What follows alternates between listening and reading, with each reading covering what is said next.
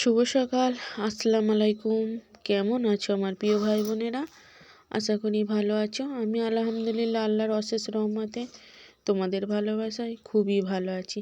তো দেখো এখন কাজকাম সারা হয়ে এসেছে। কাজকাম সারা বলতে বাসন মাজা হয়ে গেছে, বাসন মেজে ওখানে রেখে দিয়েছি, আর চুলোটাও লাতা দিয়ে দিয়েছি, ঝাঁট সব কিছু দেওয়া হয়ে গেছে। আজকের কোনো কাজের ভিডিও দেখাইনি, কারণ শরীরটা খুব একটা ভালো নয়।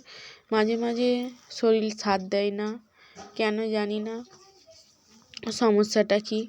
মানুষ সমস্যার শেষ নেই, আমারও সেই রকম সমস্যার শেষ নেই। আমার কিন্তু আজ মনটাও খারাপ, শরীরটাও খারাপ। জানি না, খালি খামখায় মাঝে মধ্যে মনও খারাপ হয়, শরীরটাও খারাপ হয়। তা আজকের কোনো রুটি চা নয়, আজকের হবে বিস্কুট চা। তা চলো চা করি। ওখানে ভাইয়ের প্রিমিয়ার হচ্ছিলো, দেখালাম, ঢুকেছি। আর তারপরে চাটা বসাই। আর রোজ এক জিনিস খেতেও ভালো লাগে না। রুটি হয়তো ওদের ভালো লাগে, আমার কিন্তু করতে ভালো লাগে না, কারণ আগেই বলেছি শরীরটা অসুস্থ। তা এখানে এখানে মনে হয় আমার মেয়ের মনে হচ্ছে প্রিমিয়ার না আমার ভাইয়ের, জানি না। হ্যাঁ, দুজনের যার হোক একটা মাথা, আজকাল কিছু মাথায় থাকে না। তা আটা ভাজা করেছি, মেয়ের ভিডিও দেখছি। হ্যাঁ, এখানে মেয়ের ভিডিও দেখছি, আর মেয়ের প্রিমিয়ারে আছে। হ্যাঁ, মেয়ের প্রিমিয়ারে আমার ঋতুর প্রিমিয়ারে আছে, ভাই আছে। তা এখন প্রিমিয়ার শুরু হয়নি, তাই যা ওখানে ভাই রয়েছে, মধুদি রয়েছে। তা জীবন একঘেয়েমি জীবন, মাঝে মধ্যে কোথাও যেতে ইচ্ছে করে, কিন্তু উপায় নেই। ইচ্ছে থাকলে কি হবে, উপায় নেই। 8টা বেজে গেছে, 8টা 15। আর আমার শরীরটা খুব একটা ভালো নয়। কাল রাত 10টার সময় হঠাৎ দেখি না শ্বাসকষ্ট হচ্ছে, কেন জানি না। শ্বাসকষ্ট মানে দম যেন পুড়ে আসতেছে। তা আমার অনেক রকম প্রবলেম আছে, যেটা ডাক্তার দেখালে অনেক প্রবলেমের কথা বলবে। ডাক্তারখানা আমি যাইনি, কারণ ডাক্তারখানায় গেলে আরও বেশি বাড়ির লোকেরাও পেরেশান হয়ে যাবে, নিজে তো হবই, চিন্তা হবে আরও দুনিয়ার। কিন্তু ওই জন্য আমি যাইনি। আর আমি যে ডাক্তারখানায় যাই, আজকের বসবে গোপালপুরে হাটে, ওখানে হয়তো যাব। আমার আছে থাইরয়েড, তারপরে হাই প্রেশার, গ্যাস তো আছে, খুব গ্যাসটা যেন খুব একটা হয়নি। তা থাইরয়েড যখন বাড়ে বুক ধরধর করে, মাথা কেমন হয়, অনেক কষ্ট হয়। তা সেই রকমই হচ্ছে। আর হার্টের প্রবলেম মনে হচ্ছে আছে, আমি নিজে এটা বলতে পারবো না, কারণ বুকের এক্সরে না করলে বোঝা যায়নি, কি এসিজি না করলে বোঝা যায়নি। আমার ডান দিকের বাঁ দিকের একটা হাড় মাঝে মাঝে যন্ত্রণা হয়, কিনকিন করে। গ্যাসের জন্য তো হয়নি আমি জানি, তা সেটা আল্লাহই জানে। ওই জন্য আমি ডাক্তারখানায় যাইনি। গেলে অনেক রকম প্রবলেম বলবে, তাতে নিজেও পেরেশান, বাড়ির মানুষগুলোও পেরেশান। এই যে কটা দিন আছি এইভাবে টুকটুক করে চলি, তারপরে যা হয় হবে। তা চলো চাটা করে খাই। আজকের চা, আটা ভাজা চা আর মুড়ি আর বিস্কুট। রুটি করিনি আজকে, বললাম তো শরীরটা ভালো নয়। আর চলো এবারে আমি চা করি, আবারও পরে কথা হচ্ছে, যদি সুস্থ থাকি। তা তার মধ্যে একটু জরির কাজ করে নিয়েছি, নিয়ে আর এখন বসিয়ে দিয়েছি ভাত। তা ভাত রান্না হচ্ছে। আজকের কি রান্না হবে সেটাই তোমাদের সঙ্গে শেয়ার করব। এখন বসিয়ে দিয়েছি ভাত।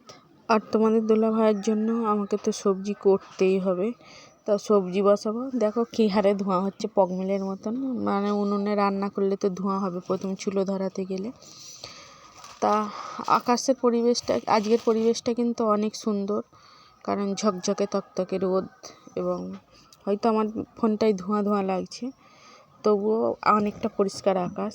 তাই এখানে কি এনেছি দেখো, তেল এনেছি, আর এনেছি এতে মনে হচ্ছে ডাল আছে, পেঁয়াজ আছে, ওটা পেঁয়াজ, ডাল, আর আছে আলু। তা আলুটা 1 কিলো এনেছি, 1 কিলোয় 20 টাকা। তেল এনেছি 100। আমি মনে করি আমার যেমন পয়সা তেমন খাবো, দিনা আমি করব না, ধার দিনা না। যদি রোজ আমাকে দোকান থেকে 100-150 আনতে হয় তাই আনবো, তবু দিনা করব না। তো এখানে এনেছি একটা বড় দামড়া দেখে বেগুন এনেছি। আর ডাল রান্না করবো ভেবেছিলাম, থাক ডাল রান্না করব না, কারণ আবার মুরগির মাংস এনেছি। এখানে বেগুন ভাজা করব, আলু ভাজা করব, আর মুরগির মাংস করব। আর কত রকম ভাবনা চিন্তা করলাম, একবার ভাবছি যে মুরগির মাংস করব আলু দিয়ে, একবার ভাবছি না আলু দিলে তো তোমাদের দুলাভাইয়ের অসুবিধে হবে, তা ওনার জন্য বেগুন ভাজা আর মুরগির মাংস কষা করি, আর আমরা করি আলু ভাজা। তা আলু ভাজা করব, তো এখানটায় আগে এবারে বেগুনটা ভেজে নিই। তা বেগুন ভাজার জন্য নুন আর হলুদ গুঁড়ো আলাদা আলাদা করে আগে করে নিয়েছি, মিশিয়ে নিয়েছি, নিয়ে তাতে ওতে বেগুন একটা একটা করে দিয়ে নুন হলুদ মাখিয়ে আর এতে ছেড়ে দেবো কড়াতে। তা আমি কিভাবে আগে নুন হলুদ মাখালে কী বলো তো বেগুনটা নরম হয়ে যায়, আর কড়াতে বেগুনটা দিয়ে চাপা দিয়ে ভাজবো, কারণ চাপা দিয়ে ভাজলে এমনি তেল কম হবে, তেল কম যাবে। আর 500 বেগুন ভাজা মানে মনে হয় 200-250 তেল লাগবে বেগুন ভাজতে গেলে। তো বেগুনে প্রচুর তেল লাগে, কিন্তু আমি অত তেল খাবো না, 100 তেল এনেছি, ওতেই বেগুন ভাজা এবং তরকারি হবে। তা আমি আগেই বলেছি আমি একটু তেল কম খাই, তেল মশলা সব কিছুই কম খাই, সেটা না। মাছ মাংস গরুর মাংস সব কিছুতেই আমি একটু তেল কম খাই, সেটা না, তেল মশলা সব কিছুতেই একটু আমি চেপে চলি। তা আমার মেয়েকেও শিখাই এই একটু কম করে দিবি, আর এখন ও আপাতত কম তেল মশলা খাচ্ছে, কারণ বেশি খাওয়া যাবে না বলে। তো এখানে আলু ভাজা দিয়েছি, আগে আলু ভাজাটা করেছি শুকনো কড়াতে, আলুটা দিয়ে নেড়ে পানিটা মরে তবে আমি ওতে তেল দেবো। আমার ভাজাভুজির ক্যালি আলাদা। তো এখানে মাংসটা কষছি, চিকেনটা তো মশলা দিয়ে।